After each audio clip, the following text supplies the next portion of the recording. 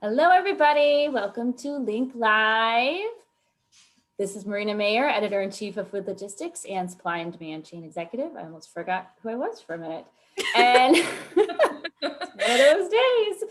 And as you've guessed, today is football day. Well, tomorrow starts football, but we're celebrating it today. So we're all, hello, hello, hello, hello. Hello. So before we really start verbally attacking each other, let's go around and introduce everybody. Hi, I'm Brielle Jakel. I'm the Associate Editor. And I'm Mackenna Morales, and I am the Assistant Editor. What is wrong with us today? We just also, Tanner just decided to start eating now, even though his food has been out for about 6 hours. So we'll hear the chomping in the background as well. Well, I thought Brielle was going to introduce herself and then say who she was a fan of. So was she? I already yelled, "Go Big Blue!" I'm a Giants fan. Welcome, everybody. It's New York. Woo! Oh my God. I don't care. Welcome, everybody, to our Wednesday L.I.N.K Live. This is what happens when we're live. Today's discussion is discussing robotics in the supply chain. But before we get started, I want to encourage everybody to go on our website, foodlogistics.com and secexec.com, and register for our SCN Summit, September 29th, which is discussing in-store automation in grocery and retail. And so we'll talk about robotics, but also talk about automation and all the other emerging technologies. So make sure you sign up for that. So we're talking about robotics, and robotics is a conversation or a topic that we've discussed in great deal, on previous L.I.N.K Lives, but also in print and online. And speaking of in print, if you go to foodlogistics.com right now, you will see Brielle's article on robotics and their ability to protect human workers. It's also in our Food Logistics August issue. So I'll kick it off and turn it over to Brielle. And if Brielle, you want to talk about some of the trends you're seeing from your side of the fence with robotics in terms of worker safety, plant safety, any of the other technologies that you're seeing with it. Yeah, there's a lot of really interesting stuff coming out now, and it's a lot of it's different than you would have even thought. I mean, there's some robotics pieces that become wearables that can help protect the workers and help them lift heavier things, and you wear it. It's almost like an Iron Man suit. So it's really interesting to see all of the things happening. There's obviously a lot of automation. And like I say every episode, it's mostly trying to help the worker and help with ergonomics and help protect them rather than replace their jobs, especially because a completely robotic warehouse is really expensive and it's not super worth the investment, but it's definitely worth the investment to help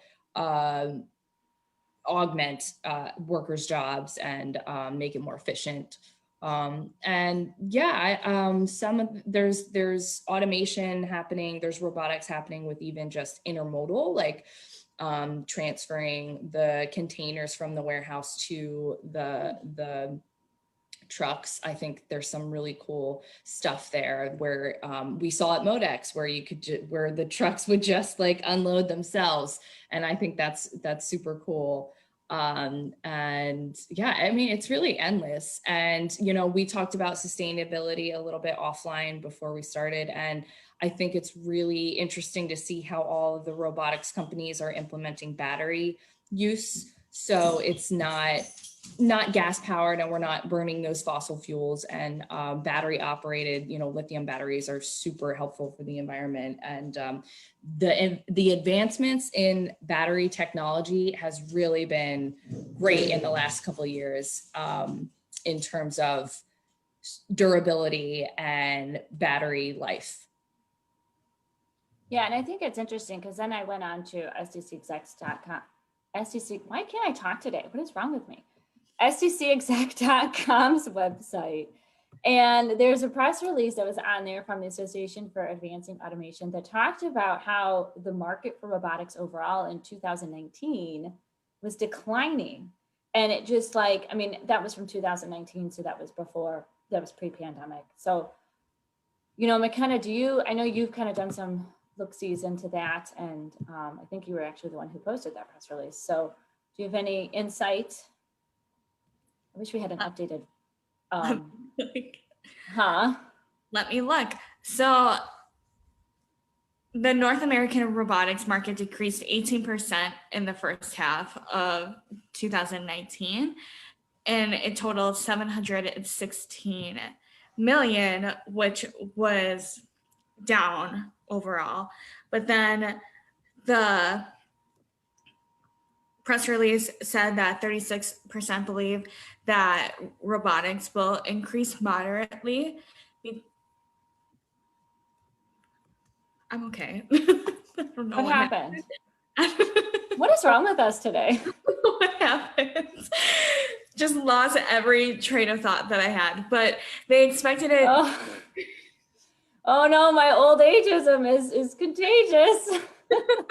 But they expected to, but 36% of respondents believe that robotics will increase moderately between 1 and 10%, while 22% believe that they will increase significantly by more than 10%.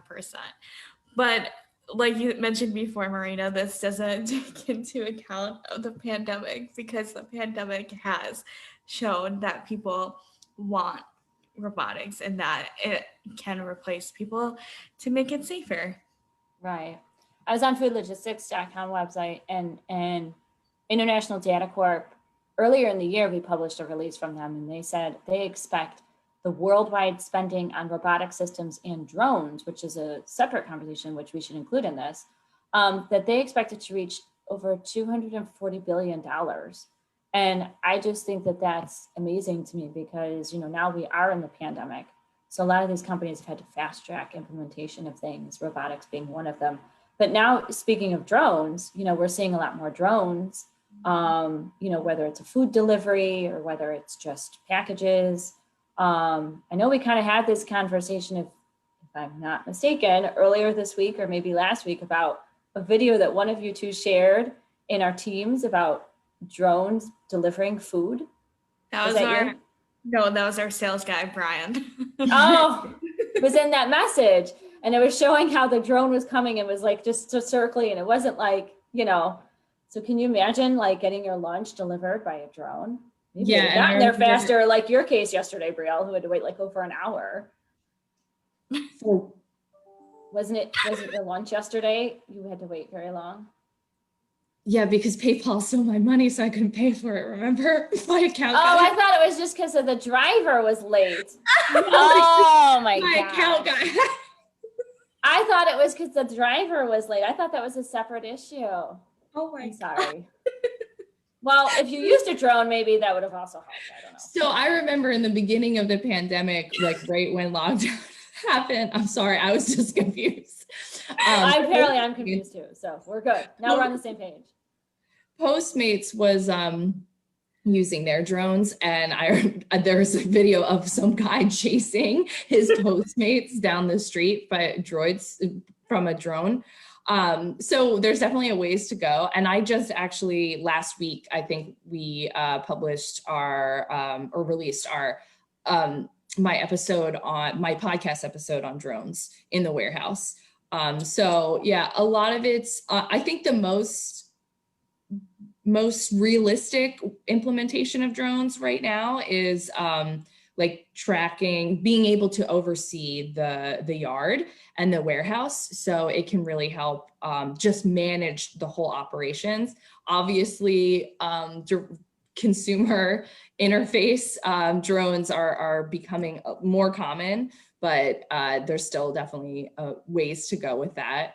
But I think it's just crazy. I mentioned this in the podcast episode, but it is really crazy to see how fast technology has come in such a short amount of time, because only three or 4 years ago, when I was writing for a company focused on retail, consumers facing stuff, my coworker was writing a story about drones delivering, like doing food delivery. And when she reached out to the company for comment, she found out that it was actually an April Fool's press release joke. So the fact that only 4 years ago, it was so ridiculous to have the thought of drone delivery was an April Fool's joke versus now where it's like actually happening in just 4 years, I think is really just goes to show you how fast technology is moving. Oh, that's so weird because I think Domino's actually like delivered their first pizza by drone 4 years ago too. Oh, really? Yeah. Now that would be cool to get my pizza via drone. Yeah, but what if you have a drink? I don't know. I wonder What how if they have like a little carrying case, you know, like they do when you go through the drive-thrus, you know? Well, when I finally got my food yesterday, they had it was like, I did Grubhub. They have the bag packed and then they have the drink in like a holder that's the same size as a bag so it doesn't spill. So it's probably the same thing. Oh. I wonder like, what is the weight limit for these drones? Like, obviously they can't deliver like bulk orders or, you know, a refrigerator. And like, people have to shut down if drones fly by. Like that baseball game stopped over the weekend because a drone was flying overhead. Right. Yeah, there's definitely a lot of kinks to work out. And there's a report on SDCE about how drones are becoming used, are being used more in last mile deliveries. And it's definitely more for short, like small packages for short distance. Right.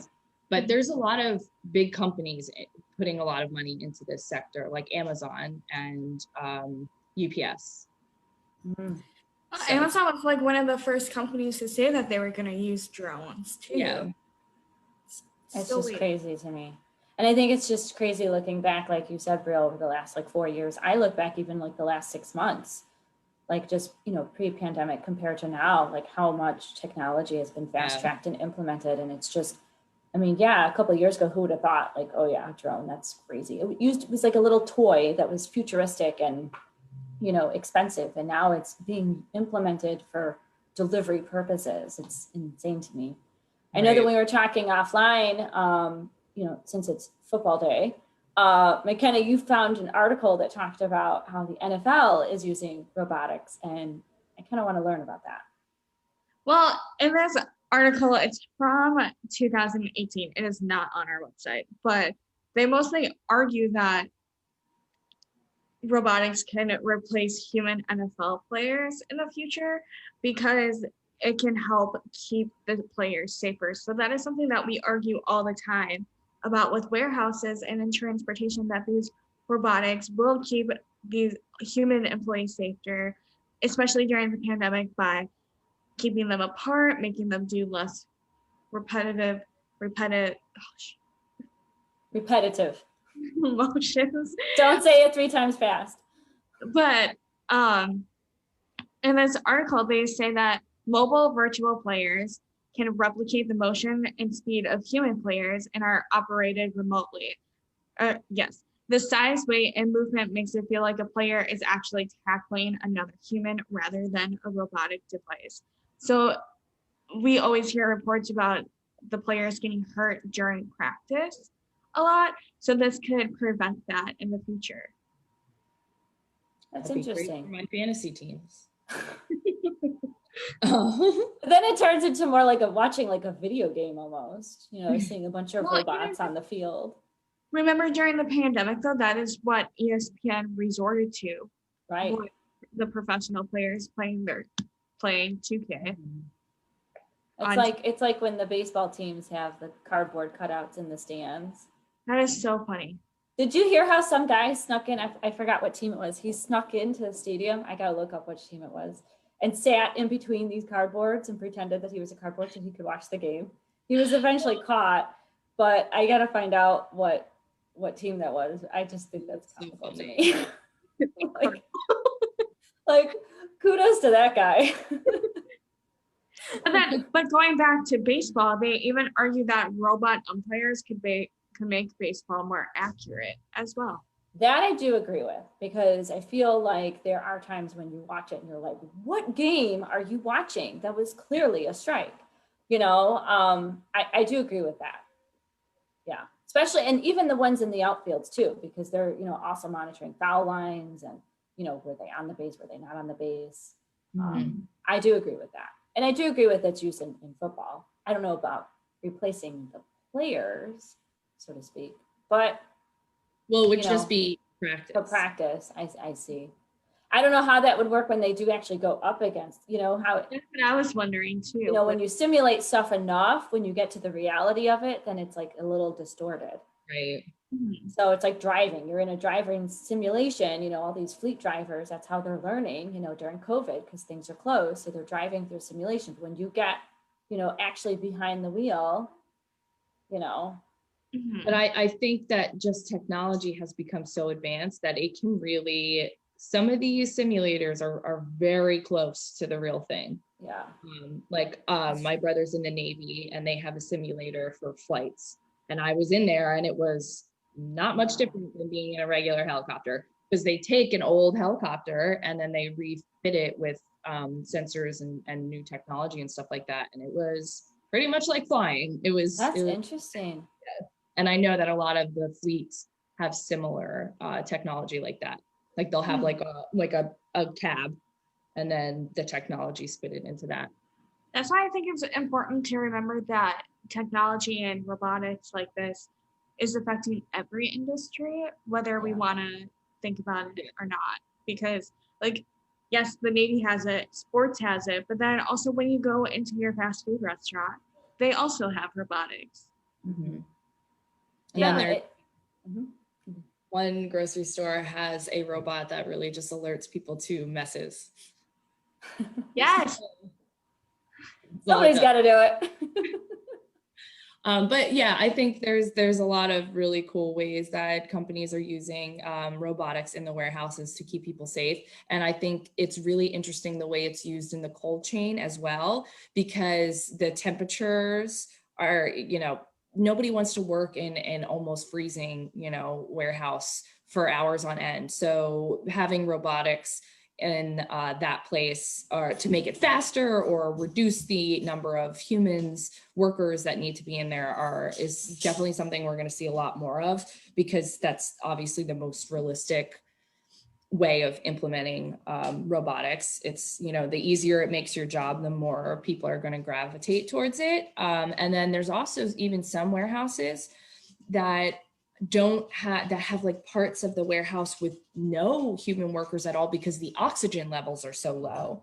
And so we would not be able to breathe in there. So robotics kind of help that. I mean, that's like one or two, like that's very rare, but that is some of the ways that people are experimenting with robotics, because that can help keep the food fresher for longer if you reduce the oxygen. So yeah, it's super cool to see how some of these things are being used. Can you answer us? I don't know if you can answer it, but if somebody is watching and they can, then let me know. But for cold storage, does the low temperatures affect the technology? Yeah, so that's something that I discussed in one of my recent food logistics articles.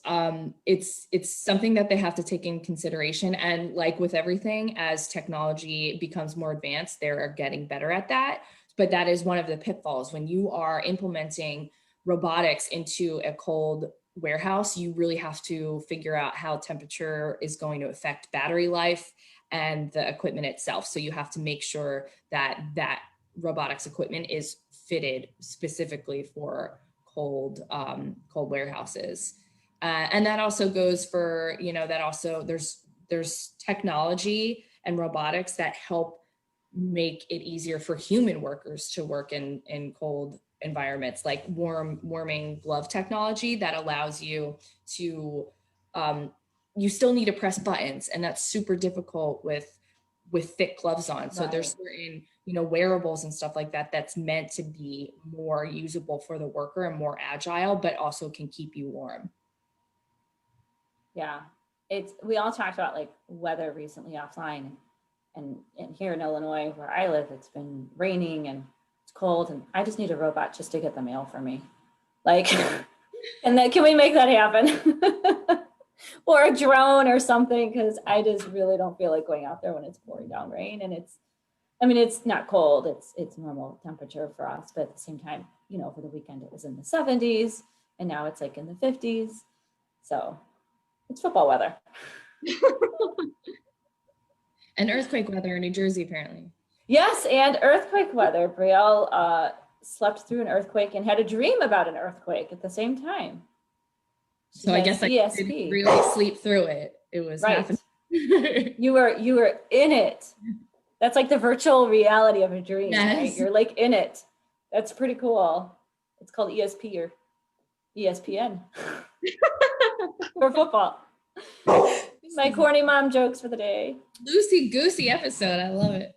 I know. So robotics in the supply chain, folks, go to our websites, foodlogistics.com, stcexec.com. You'll find all kinds of market research, press releases, new developments, lots of companies introducing new robotics. Brielle's article on food logistics. If you do not subscribe to our imprint, please do so, because we have a lot of things coming up in 2021, both in print and digital. Make sure you register for SEN Summit, September 29th, talking about in-store automation in retail and grocery. And check out our L.I.N.K podcast.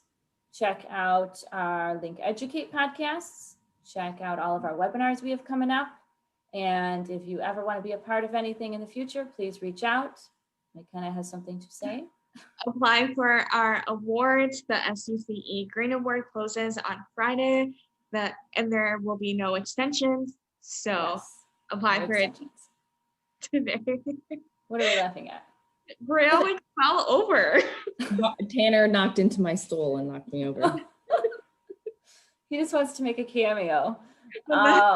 Apply for the FL100 that closes next Friday, and we're not the deadline for that either. So make sure you get on top of these awards, and we're redesigning some logos and stuff for awards for 2021. So stay tuned.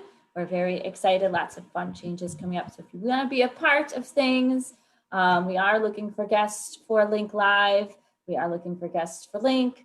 We're just looking for anybody to be a part of us, of our team, and educating the industry on things. So just reach out. Thank you for watching, and we'll see you next week at 11 a.m. Central.